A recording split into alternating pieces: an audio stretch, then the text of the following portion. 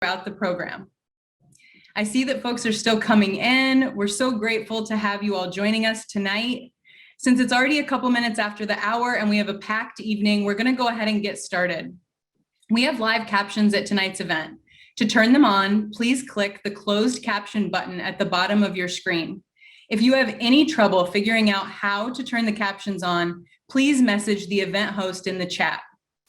We start this evening by acknowledging that the ACLU of Illinois is located on the traditional homelands of the Peoria, Kaskaskia, Piankashaw, Wea, Miami, Muscatan, Ottawa, Sauk, Meskwaki, Kickapoo, Potawatomi, Ojibwe, and Chickasaw nations.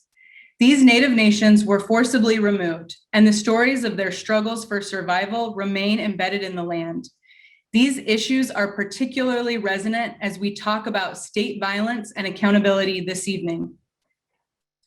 We are here to discuss the urgent issue of police accountability and the need to pass House Bill 1727, the Bad Apples in Law Enforcement Accountability Act, introduced by Representative Tarver, one of our panelists tonight. It's difficult to talk about these issues as we mourn the death of Adam Toledo, a child of Chicago who was killed by police last month.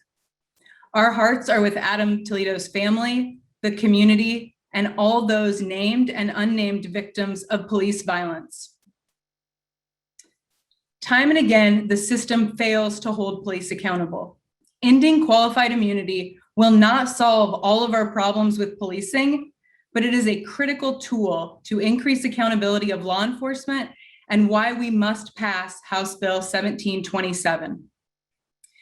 Before we get started with the panel, it is my absolute delight to welcome Chicago's first poet laureate, Emmalee Lauren. Emmalee will be performing her piece, Speak, a poem about the power of using your voice.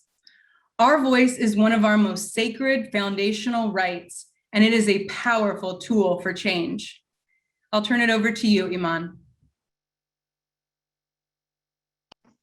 Yay! Peace, everybody. Happy Monday. I'm so excited to be here with ACLU again. I appreciate it. As mentioned, I will be sharing a poem titled Speak, which is a manifesto of my language that is inspired and evolved by my city, by the people of my city, and the people who make it move. Thank you so much. I got a family reunion in my mouth, church under my tongue, loud, packed, loose squared language, bootlegged babble, mild, saucy, and slick, quick card cracking grammar, squad a sanctuary on my top lip, throw the handles of my cheeks, what's good in the hood of your mouth, the yo in my yarn, a fugaze flat flick of tongue south side stick slobbered, a candy lady's cabinet, bud and MC light, a boombox on my beak, suited and booted, food and liquor leaking, tripping on my tonsils, A1 and AK-47s, the rink skating on my nose, and wet can sit means my gots belong to Giovanni and Jasmine. A different world in a Dutch masters. Elbows off the tables of my teeth. Don't you have any manners? Melanin in the suck. Auntie Pokey neck row caught in my throat. I speak a queer language. Color coded. No code switch, a swap. I hold a rainbow coalition on my tongue. Obamacare in my back throat.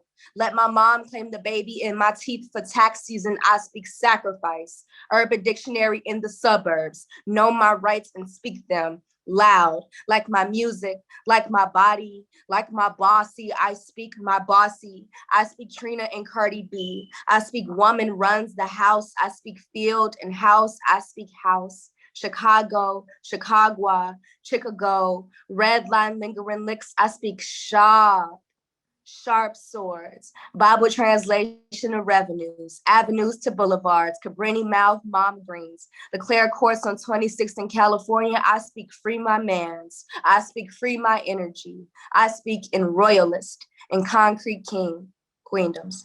Thank you all so much.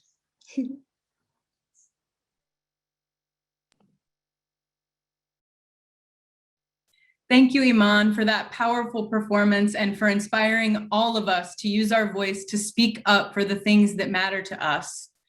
Throughout the program tonight, we'll be asking audience poll questions. Please keep an eye out for them on your screen. Let's get started with our first one of the evening. How would you rate your understanding of qualified immunity? 1, I don't know what qualified immunity is. 2, I have some understanding of qualified immunity. 3, I have a strong understanding of qualified immunity. Again, that's 1, I don't know what qualified immunity is. 2, I have some understanding of qualified immunity. 3, I have a strong understanding of qualified immunity.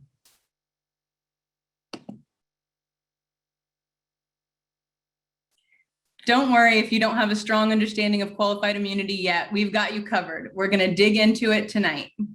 We received a number of questions in advance that will help shape our discussion. You can submit questions during the conversation by putting them in the chat or email them to events@aclu-il.org. We'll try to get to as many as possible. On our panel tonight, we are joined by David Franco, a retired Chicago Police Department officer, professor at Wright College, and member of Law Enforcement Action Partnership. We are also joined by Jerry Greenfield, co-founder of Ben & Jerry's and co-chair of the National Campaign to End Qualified Immunity.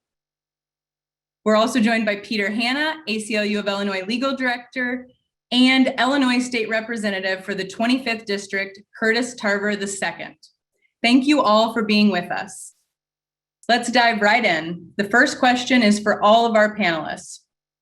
Last week, even as Derek Chauvin's trial was underway in Minnesota and efforts to hold him accountable for the killing of George Floyd were proceeding, just a few miles away, Brooklyn Center Police killed Daunte Wright during a traffic stop. What will it take for us to get to a place where police officers are not killing Black and brown people? If we could start with you, Representative Tarver, that would be great. The question is, what can we do to ensure that police officers stop killing Black and brown people? Yeah, what's it going to take for us to get to a place where police officers are not killing Black and brown people? I mean, I think in a word, it would have to be accountability. Some notion that if they continue to go down this path, that there'll be some kind of actual accountability and not a slap on the hand and not a, get out of jail free card, but actual legitimate accountability, which is why we need to eliminate things like qualified immunity, which provide a kind of absolute shield for those officers. Thank you for sharing that. Anyone else from the panel want to chime in, give your thoughts? Yeah, I'd like to just pick up on, this is Peter Hanna, I'm a legal advisor at the ACLU of Illinois, and picking up on what Representative Tarver just said, I think it will take Black and brown and white people and people of all backgrounds telling our leaders that we can no longer accept this status quo. We can't just have this as sort of the America that we live in, where Black and brown people and people, who are, just interacting with police regularly are killed over nothing and for no reason. So it's upon us, the people, to demand our leaders take action. And like Rep. Tarver said, demand accountability from police. Thanks, Peter.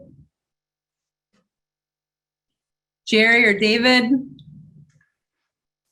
Yeah, it's going to take a lot, actually, but certainly focusing on accountability, I think for all of us here is critical. I speak as a business person for over 40 years. And one thing Ben and I have come to realize is that accountability is the key to achieving desired results. And if you don't have it, you don't have anything. So I think just the fact that we're here today with Rep. Tarver and ACLU to be talking about this critical issue shows how important accountability is. I do agree. I think that accountability by police, by law enforcement, is important because if without that, I don't believe that the community feels that police are legitimate with their authority. So I think that's really a very a problem. I also think that the war on drugs is something that is a the disproportionate contact between the police and the Black and brown communities is the suspicion of drug sales or drug activities, and that's caused by the war on drugs. Thank you guys all for sharing that. So one of the themes that everybody touched on was accountability. Earlier this year, the Illinois Legislative Black Caucus led the passage of the SAFETY Act, and now it has been signed into law. This law is an important step towards improving the policing and criminal legal systems. One of the questions we received in advance asked why we need this bill in addition to the SAFETY Act. Representative Tarver, can you share about why you introduced HB 1727? Well, to be clear, I was a proponent of essentially this bill being included in the overall package. So I was probably the person who was most dismayed and frustrated when it did not stay in the entire overall package. So the reason why I introduced the bill is because, again, getting back to accountability, and you mentioned that the larger package is a step in the right direction, but it's not the conclusion of the goal. And I just tend to think that as long as people know that there's this kind of shield that you just really cannot get around, unless you have, unless you're unfortunate enough to the same exact situation that someone else had, and the court ruled, in their favor to some extent. Short of that, you're just out of luck. And so I don't think that's a fair standard for individuals. And I don't think that we should be essentially having a very egregious case of first precedent, first time it's come around, and it gets kicked just because nothing that bad has happened before. I just don't think that's the type of precedent we need in the legal system, especially when we provide law enforcement so much authority and such a long leash to do what they, have determined to be within the scope of their job. Thanks for sharing that. Building on that, Peter, HB 1727 would end qualified immunity in Illinois. Can you share a little bit about what qualified immunity is, where it comes from, and give us some examples of instances in which police have used qualified immunity to avoid accountability? Yeah, of course. And I want to thank Rep. Tarver for initially, teeing that up so well for me. So first, I think it's important to say what qualified immunity isn't. So qualified immunity has nothing to do with criminal liability. It has nothing to do with indemnification of police. I think those are really common misconceptions. And what it really is it's a legal doctrine created by the Supreme Court in 1982 that prevents courts from even considering claims that a police officer violated someone's constitutional rights unless that person can identify, and here's the term, clearly established law. And that means basically a previous Supreme Court decision that declares that exactly what the police officer did was unconstitutional. In Illinois, we also have tort immunity, which achieves the same basic result as qualified immunity. So one of the very strangest things I've always found about this doctrine is it creates the very odd scenario where the more creative a police officer is in violating someone's rights, the broader the scope of their qualified immunity protection, right? Because the more creative sorts of violations, of course, are less likely to have a court case earlier that provides precedent that that's unconstitutional. And there are lots of examples, Emmalee. One that is very illustrative is a case called Baxter V Bracy that was out of the Sixth Circuit Court of Appeals. In that case, the court granted immunity to police officers who used a police dog against a suspect who had already surrendered and was sitting on the ground with their hands up. The plaintiff in that case had actually identified a very, very similar case where a court had previously held unconstitutional the police use of dogs on a suspect who had surrendered, but they said qualified immunity applied in this case because in that first case, the suspect was lying face down and they'd surrendered that way. But in this case, they were on their knees with their hands up. And they said that in this case, because of qualified immunity, the claim gets dismissed. And kind of building on what Rep. Tarver said, or kind of circling back, this is what qualified immunity does. It basically creates a strange situation where unless you could find a case that's exactly on point, declaring exactly what happened to you unconstitutional, you're out of luck, your claim is dismissed, and the court doesn't even get to decide whether, this police officer violated the Constitution. Thanks, Peter. So after hearing that description of qualified immunity, before we move on, let's do another quick poll. People need to have the power to sue law enforcement officers in order to hold them accountable whenever they violate a person's constitutional rights. Please pick from one of the below answers: strongly agree, agree, neutral, disagree, or strongly disagree. Again, the prompt is people need to have the power to sue law enforcement officers in order to hold them accountable whenever they violate a person's constitutional rights. Give folks just a couple more seconds to think about their responses.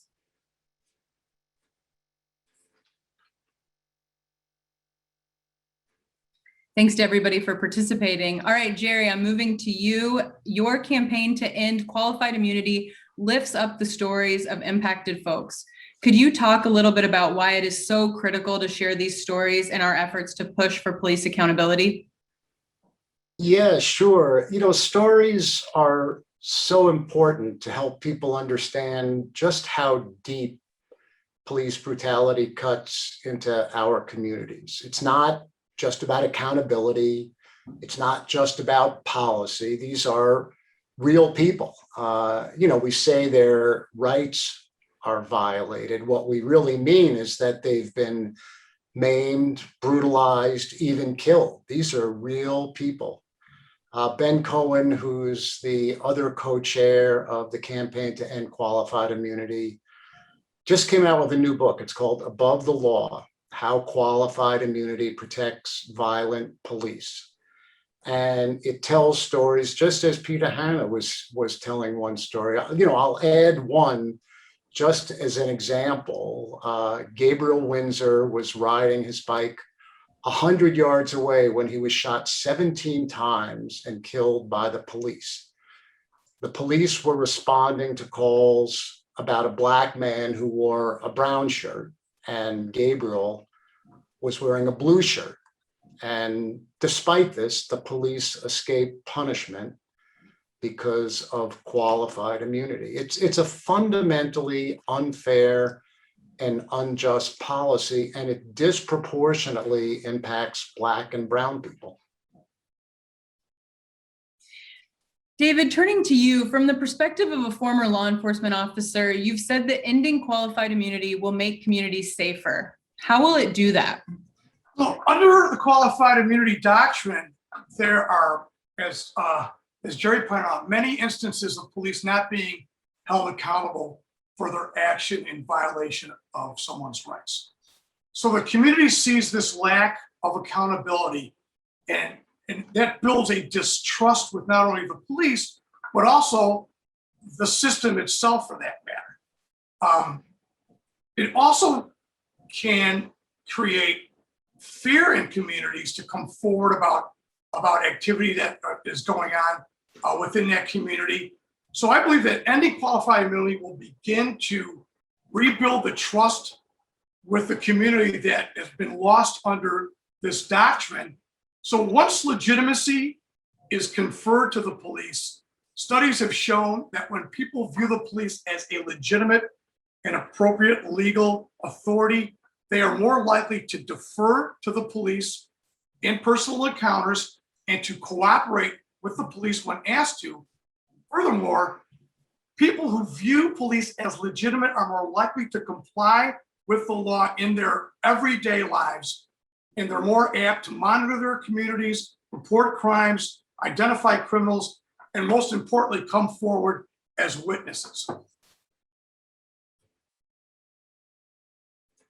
Thanks so much for sharing that, David. So Rep. Tarver, turning back to you, more than 90% of Illinoisans statewide believe that police should be held accountable when they violate someone's constitutional rights. I was raised in a really small community downstate, and sometimes you hear people say that policing is just a problem in the cities. We all know that's not true, but can you talk about the challenges a lack of accountability creates for folks in communities across the state And, you know, in other words, why do we need a statewide solution to ending blanket qualified immunity? Well, look, I mean, I think, um, the reality is that this issue focuses, or it really is highlighted in a couple of different areas, right? Black and brown people for the most part. And you might be surprised to know that Black and brown people live some of everywhere throughout the state. So while we may be concentrated in certain parts of, Chicago, we live everywhere throughout the state. But I think to David's point, in general, if people don't trust police, don't trust the system, I think it leads to less crimes being solved. If I'm concerned about, talking to you one day and having a solid conversation and being shot for wearing the wrong color t-shirt, to Jerry's point, the next day, what kind of relationship does that really build? What kind of trust is really established? And again, that's not to suggest that throughout the entire state, every police officer is bad. But look, the reality is that throughout the entire state, there are individuals in every department who just are the bad apples. I don't know a better way to put it. And so when people don't understand, that there'll be some accountability for those people and for those officers, that creates, very significant issues in the community. Yeah, to build on what Rep. Tarver's saying, this is not an anti-police measure at all. The only people who benefit from qualified immunity are bad cops. It's a get out of jail free card for bad cops. If cops are operating in good faith, they have very strong constitutional protections. So this would not affect that. Thanks for sharing that. So, Peter, let's assume for a moment that the bill has passed the House, it's passed the Senate, it's been on Governor Pritzker's desk, he's signed it into law. Can you tell us how this bill becoming law would change things for people who are on the receiving end of the horrific examples of police violence that we've heard about already? Yeah, and I do want to add one thing to what Representative Tarver and Jerry just said, which is, when I think people are having conversations about qualified immunity with their friends and family and police officers, I just want to be clear that this isn't this isn't like a radical measure we're talking about here. We're simply talking about creating or eliminating a barrier, an almost insurmountable barrier for people who try to get justice when their constitutional rights are violated by, a bad apple or the bad apples we hear so much about. So you asked how this would change, things for people who are on the receiving end of police violence. So at the very, the first way I would explain it is it guarantees a baseline, sort of a ground level, a floor, if you will, of real police accountability.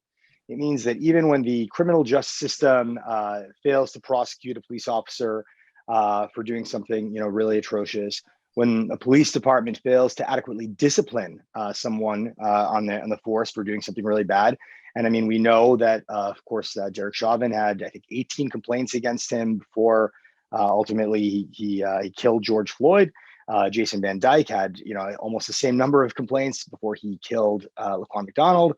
So at least, if we're not getting, good discipline from the police force, if the police can't police themselves, if the criminal justice, criminal legal system can't go after police who break the law, this bill creates a ground floor level of police accountability, because when a police officer does violate someone's constitutional rights, they know they can't just, hold a piece of paper, just like Jerry said, a get out of jail free card that says qualified immunity, and deny access or even entry into the courthouse where a court can actually determine, did the person's constitutional rights get violated? So we take that away, and now we empower courts and juries who, we trust them to make decisions in criminal prosecutions. We trust them with the most important matters in our society. We empower them to look at the facts and determine, did the police officer act constitutionally or not? So I think it gives, at least people, victims of, egregious constitutional violations by police, the possibility, just the opportunity to get justice. And I think for communities who have been harmed by police violence, for a very long time, it gives them the opportunity finally to start to heal and to say, those people that are patrolling my community right? At least on some level, they can be held accountable, if not by the criminal legal system, if not by their own police department, by me, by the community, by us. And that's really what HB 1727 is all about, and why I'm so grateful for Rep. Tarver's leadership and courage in bringing this important bill forward. Thanks, Peter. We've seen bills to end qualified immunity introduced and passed in some cases around the country in recent years. How does this bill compare to other bills that have been passed, in New Mexico, Colorado, New York City? To anybody, anyone on the panel? Yeah, I could speak to it. So I mean, New York City was a city council measure, and it only applies to NYPD. And I think I commend the New York City Council for stepping forward and doing that. But it's going to be tough. New Mexico eliminated qualified immunity for all public officials. That is not what this bill that we have in Illinois would do. This bill would eliminate qualified immunity and state tort immunity, which again is similar and has a similar effect for police officers. And I want to be really clear, who violate our constitutional rights. So this is not, it doesn't go as far as New Mexico. It does not apply to all public officials. I don't think all public officials carry guns and have the blessing of the state to kill if necessary. It's really only police officers who have that power, and police officers who are responsible for killing more than 1,000 American civilians each year. So it's a very, I would say, tailored bill. It's a very narrow bill. No matter what opponents might say about it, it's targeted directly towards unconstitutional actions and unconstitutional conduct by police. It also has a measure in it that discourages frivolous lawsuits. Sometimes we hear, oh, well, I'm going to handcuff someone's handcuffs too tight and they're going to sue me. Well, this bill that Rep. Tarver has introduced has a provision that says specifically, if you bring a frivolous lawsuit, the court can punish you, can sanction you for that. So it really does strike a very reasonable balance, all things considered. And we're not asking police for very much. We're just asking them to please stand up and be accountable when you violate people's constitutional rights, if not, again, through a legal system or the internal disciplinary measures to the public that the police serve. Yeah, I think one thing to note is that this is a national movement. There is movement at both the federal level and, as you say, in states. It's been enacted in Colorado, it's been enacted in New Mexico and New York City. There's activity in many other states. But what's so critical is to get something going here in Illinois. The federal activity moves very, very slowly. But here we have an incredible opportunity to make something constructive happen and do it. We're part of a national coalition of 16 nonprofit organizations that have a wide range, from the ACLU to the Leadership Conference, the NAACP Legal Defense Fund. And also on the libertarian side, there's the Cato Institute and the Institute for Justice. There's very broad support for ending qualified immunity. On the Supreme Court, Sonia Sotomayor and Clarence Thomas, two people who are at opposite ends on most issues, think this ought to be ended. And right here, right now in Illinois, we can make it happen. That's right, Jerry, we can. And we need everybody. I'm just going to take this another opportunity just to tell everybody, please, we're going to drop the number in the chat where you can directly call your legislators to urge them to support and sponsor HB 1727. It's so important. And, we really need everybody to pick up the phone, call your legislators, send emails, make your voice heard. So Jerry, sticking with you just for a moment, you and Ben, the two co-founders of Ben and Jerry's, have been, at the forefront of so many important social justice issues. Why is it important for business leaders, athletes, and artists to support ending qualified immunity? And how do we engage them in this fight? Yeah, thank you. Every voice matters in this effort, obviously, but it's our experience that politicians listen more to business people and to people that have large public profiles, athletes, celebrities, what have you. And after the murder of George Floyd, business leaders spoke out as never before, and we wanted to engage them. But business leaders need to do more than just speak out. Business has a lot of influence on through lobbying on what laws are enacted. In addition, we've connected with over 1,400 athletes through the Players Coalition that's supporting this. As I mentioned earlier, it's very broad and very wide support. We just need to get all the voices, every constituent, to be in touch with their legislators. Thanks, Jerry. So Rep. Tarver, turning back to you, as Jerry just said, all of our voices are important. In what ways can all of us on this call help bring about the long overdue changes to policing that we're asking for? How can we engage with our local and state elected officials, and more importantly, make them listen to us? Great question. I mean, I think the most immediate thing is what you mentioned earlier, whether it's calling or emailing their offices, and letting them know that this is an important bill and it matters. Because it's very easy when people say, hey, nobody in my district called me about this. This is not an issue. And to your point earlier, it's easy to say it's just a Chicago issue. And then you don't have to necessarily deal with it in Central Illinois or other places. So I think that's the first thing. The second thing is have some very honest conversations within your own circle. I mean, have some tough conversations with people because it could be an opportunity to change their perspective. As well, I think too often we may just call a legislator and tell legislators what we think, but we don't have these conversations around the dinner table or when we're at brunch with friends and things like that. But these are the tough conversations that we have to have because, again, it's a life or death. It's a life or death matter for many of us who just want to, ironically, I just want to go to and from Springfield safely. I want to make it home without a traffic stop becoming an execution. And so, I think those are a couple of ways that people can engage their constituencies.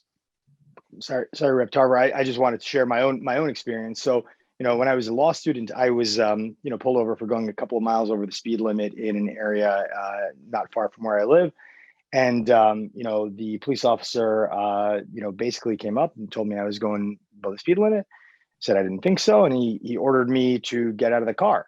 And when I asked this police officer, I was kind of shocked. Said, why?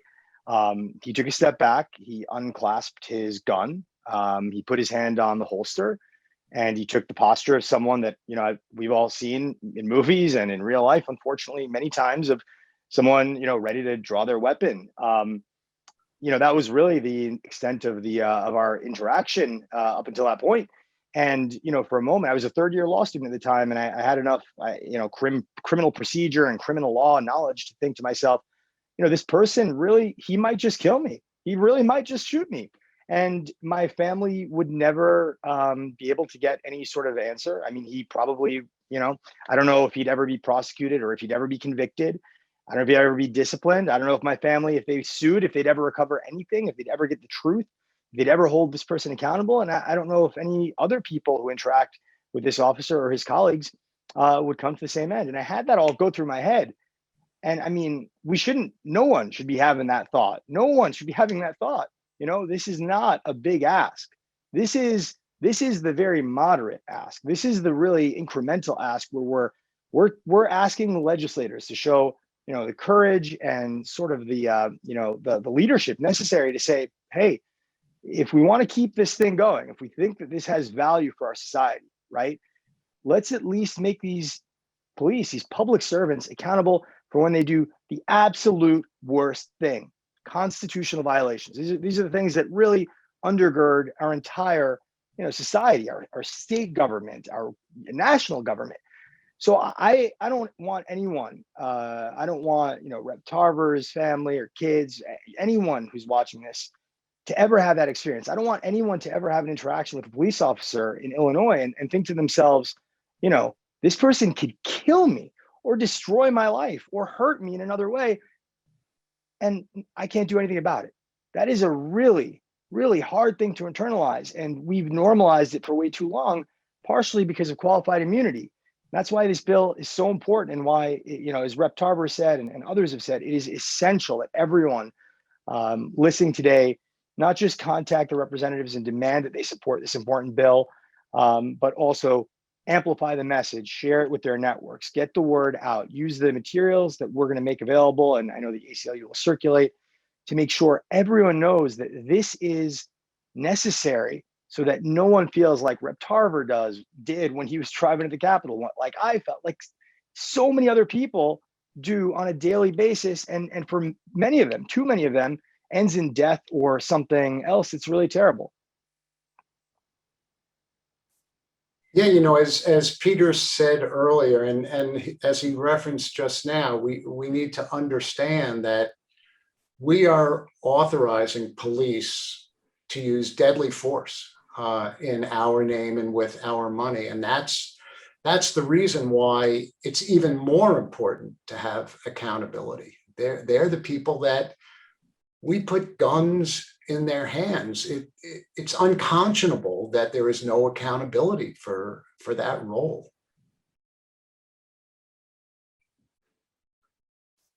Thank you all for sharing. Staying with that for a little bit, Rep. Tarver, so, I mentioned earlier, 90% of Illinoisans are in favor of police accountability.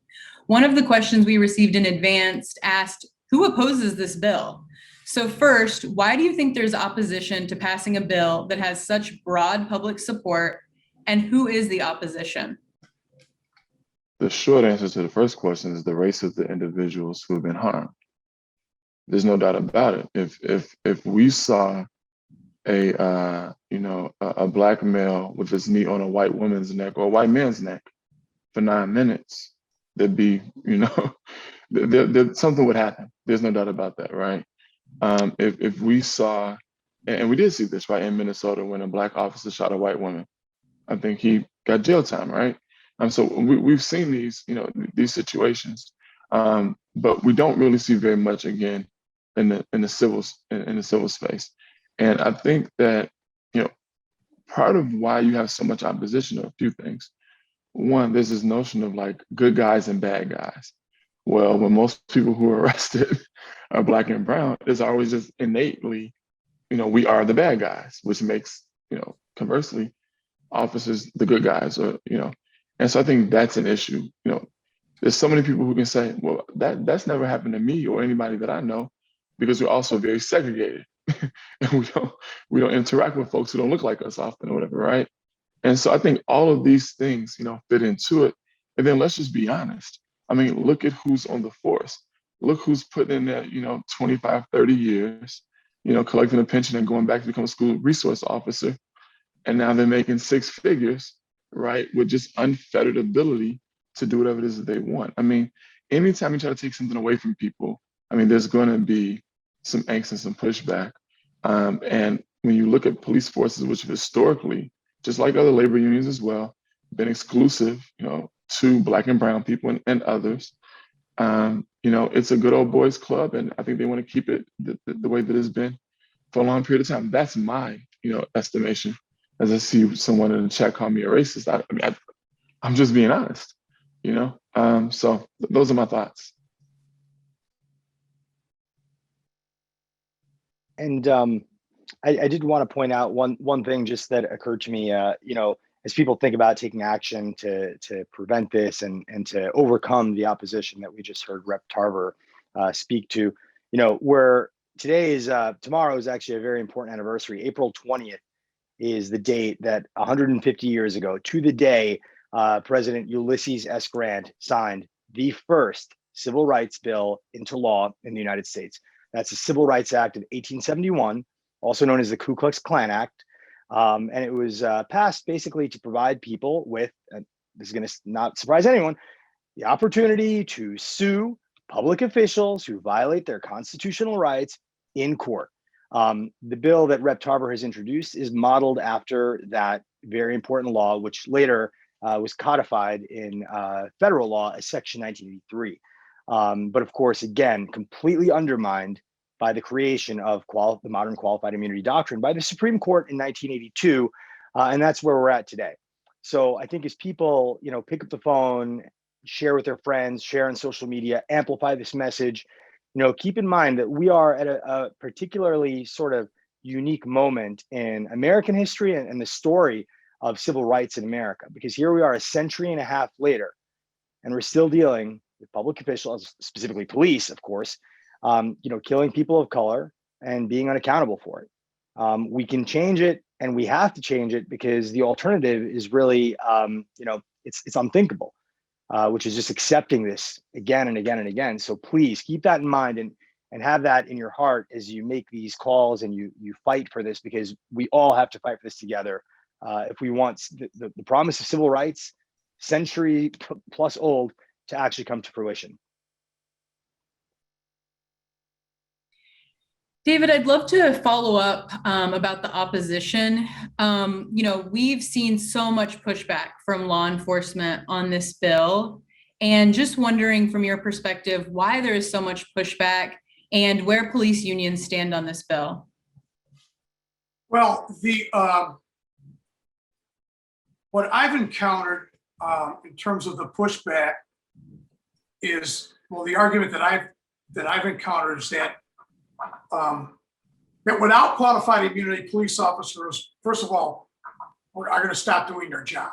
And I believe that premise is false. So the police officers that I've known have law enforcement and service to the public as part of they're hardwired for that. And that's what they want to do. So I don't believe that is going to be an issue.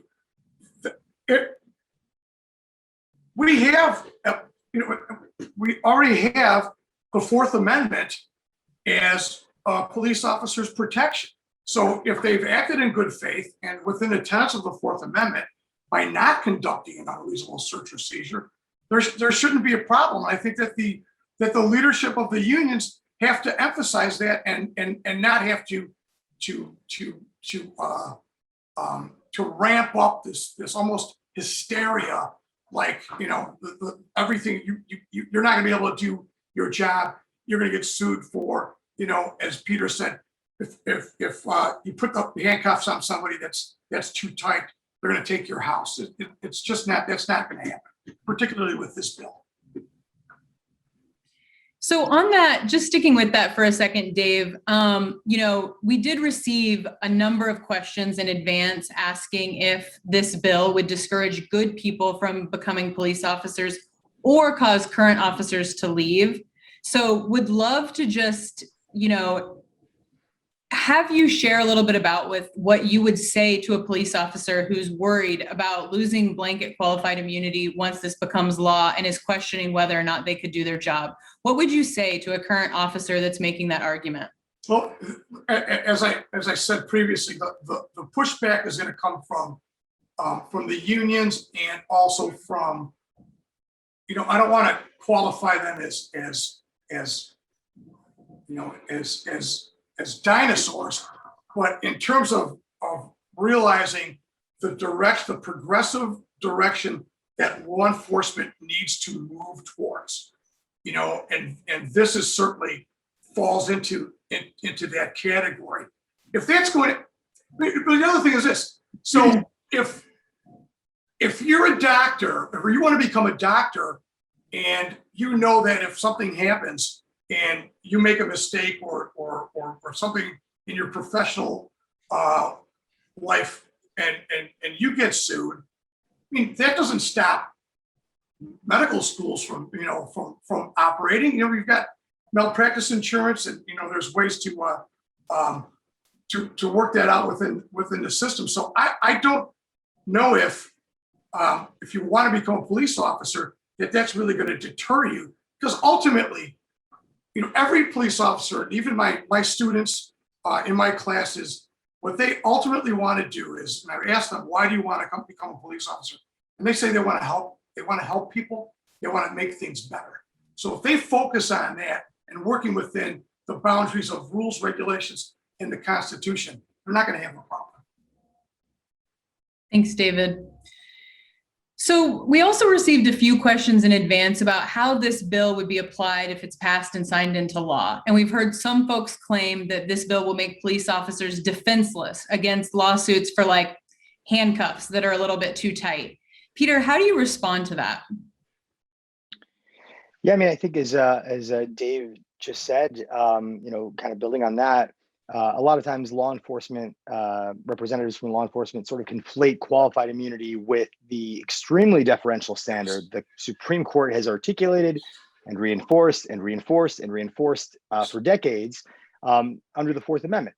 And that standard has nothing to do with qualified immunity. In fact, the big case that, the most recent, like big case is called Graham v. Connor. And in that case, the court states what its standard is. And it says, ultimately, when you're determining whether excessive force was used in violation of the Constitution, you have to be, 1, deferential to the police officer's split-second decision-making. 2, do not judge the action with the benefit of 20/20 hindsight. 3, understand that in the circumstances, police work in a very chaotic setting.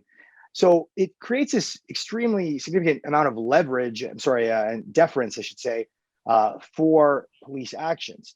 So if you got rid of qualified immunity today, and you were looking at, something that happened, a jury wouldn't just be, told, well, did what the police officer did bad? Is it something you disapprove of? They would be asked to apply the standard I just spoke to. They'd be asked to judge the police officer's actions in an extremely deferential posture under the circumstances and ask, were they reasonable under the circumstances? So this bill, and I mean, this is one of the things that I think is very frustrating for activists and advocates who are trying to achieve meaningful reform and accountability. This bill does not mean that police will be sort of defenseless. Quite the opposite. Most of the most powerful defenses police have are beyond the qualified immunity barrier. You get rid of qualified immunity, you still have, a multitude of procedural and substantive defenses to get through. And in addition, you have this Supreme Court deference that's baked into any sort of decision making. So yes, if any of us are on a jury and the claim really is, my handcuffs were too tight, well, 1, that would never ever reach a jury under this bill. It just wouldn't. And 2, if it somehow something like that did, the question that you would be asked is, was this reasonable under the circumstances? And that is a very deferential standard. So this bill, when passed into law, is not going to, do what I think some of its opponents say, which is expose people to, potential litigation for every interaction with police. It just eliminates the barrier that prevents so many cases from ever achieving justice and police officers from ever having any ground level of accountability. Thanks, Peter. So we only have about 10 minutes left, and there are still so many questions that we got in advance and that have been coming through in the chat. So I just want to get to a few more. Peter, sticking with you, if you could briefly share with us, in response to calls to end qualified immunity, we often hear folks say that ending qualified immunity is going to cost taxpayers. What's your response to this? Yeah, it's interesting. So no matter what anyone thinks about the bad apples theory, which is, this is all just attributable to a few bad apples. There was a recent study that was done by Northwestern, I think it was a couple of years ago, that showed that the top 1% of police officers who receive the most civilian complaints against them are responsible for 5 times the total payout in civil rights claims as the remaining 99%. So there's an economic sort of basis for, there's something there that I think we see. Now, we live in a world where qualified immunity is still, very strong in Illinois, and there's also statutory tort immunity that's very strong. Why is it that the city of Chicago has paid out more than $500 million in police misconduct, excessive force claims in the past decade alone? CPD absorbs 40% of the entire budget of the city of Chicago, and a very substantial chunk of it clearly is being paid out, and that's with qualified immunity. So you hear people say, well, I mean, imagine if it's $500 million with qualified immunity, it's going to be $1 billion without it. But that's, nonsense, candidly. You only have these massive payouts when you allow people to make a mistake and do something wrong and get away with it and have no accountability, because eventually, Derek Chauvin is an example, someone who had 18 complaints against him, most of which were excessive force.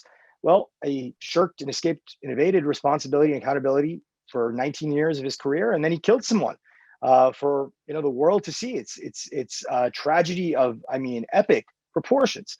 Jason Van Dyke, 18 or 19 complaints, I believe. He, again, the same thing. So what happens is, in the George Floyd case, his family, they settled for, I believe, $27 million with MPD. Now, if Derek Chauvin, if there had been a way to make him accountable before any of those 18 complaints, even a chance, that settlement, we would hope, wouldn't happen. And George Floyd would still be alive, more importantly. So the notion that this will be a big economic issue, I think is just sort of farcical, and it's sort of cover for real, I think, bad faith reluctance to do the right thing. Thanks, Peter. All right, so closing minutes. Jerry, I do want to go back to you. You touched on this a little bit earlier, but I'd love if you could share with us as we're wrapping up, why is the movement to end qualified immunity nationwide so important, especially at the state level? In other words, why is it so critical that everybody pick up their phones, call their legislators, and really focus on this bill in Illinois? Sure. The states are taking the leadership role, and not only that, they are sending a message to people at the federal level. So that's why it's so important. People at the federal level look at what's going on in other places. And, we've had a couple of laws this year. Illinois is poised to do something, and it sends a very strong message that this can be done, that we can establish accountability. Do we really want people on our police forces authorized to carry lethal weapons and not have accountability? It's just kind of crazy, right? Yeah, as I think Peter said earlier, this is really, a moderate solution. This is not something that's radical or, really out there. This is, a really common sense tool that we should be able to use to hold police accountable. So thanks for sharing that. Final question before we get to closing thoughts. Rep. Tarver, we have so many people watching who have asked about the status of the bill. I know that it's on the House floor right now, but would you share a little bit more about the status, what people can expect in the coming weeks? And then if there are any final, things that people could do in this moment that you think would really make a difference? I think they have to get started yesterday, because, we have a deadline of Friday for bills to make it out of the House. And so that means it needs to be called by Friday. We're still working a roll call, and very glad to have ACLU really pushing and helping and providing these informative spaces for everyone. But the time is now. We don't have any time to wait. The bill can be called. It's not. There's no reason for it to be held on the House floor right now. But also, we're really working toward a path to get to 60 to ensure its passage. Thank you, Rep. Tarver, so much for all your work, for introducing the bill, for seeing it through. So as we wrap up, we have 5 minutes left. We want to urge you to take action now. As Representative Tarver just said, the time was yesterday. So at the very least, you can take action right now to help us pass HB 1727.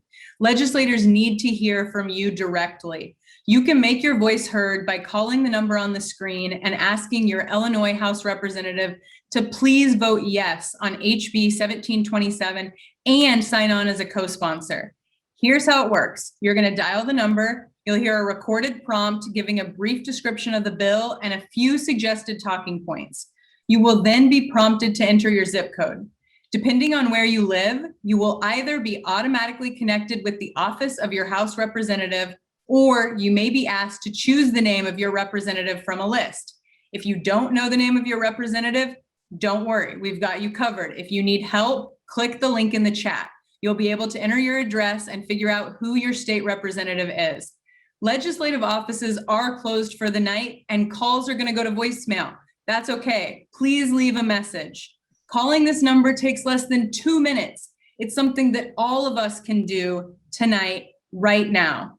Additionally, you can send an email to your representative. There's a link in the chat to an email template that you can use and send an email directly tonight. And as you heard the panelists say earlier, it's not enough for just you to take action. Please share this urgent call to action with your family, friends, colleagues, anyone in your network. Post it on social media, start a group chat, make your voice heard, and inspire others to have their voice heard. Share with them about what qualified immunity is. If they have questions, there are lots of materials on the ACLU of Illinois' website, and we would also be happy to answer any questions. If you have outstanding questions, please email events@aclu-il.org.